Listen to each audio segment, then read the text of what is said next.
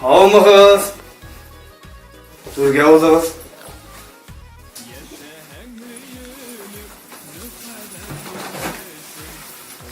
Hez latif bu sargaylarında yapmakta.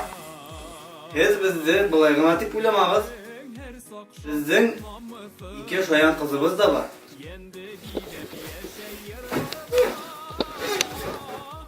Men Latifov Azat. Aile başladım. Buraya rayon administrasyasında iktisatçı bulup işleydim. Meni büyüyen yerim atının bizliğe. Bu birinci hamda, bağlar baksağında ikisi terbiyesi bulup işleydim. Bizden ulu kızımız Ezeriye. İkimizin de en yaxşı ıngayaklarımızı üzerine toplagan.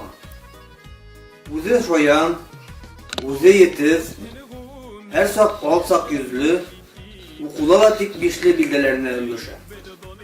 Bir usta kullu, beylerge, origami bilen şoğullarga yarata, Pamirandan işlegen seskeleri göz yavun alıp tura. Kızımız Edile, unan birden kalışmay. Ul bik basalkı, hükümlü. Her sak esehiminin aşku tirehinde butalar. Allah buyurha kilesekte, unan bik heybet, ungan kura bike bulun.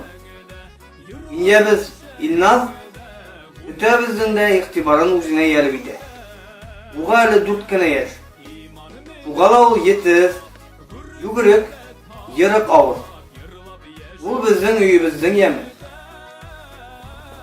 Uz kızımız bilen aile usağın düzüp yatarız.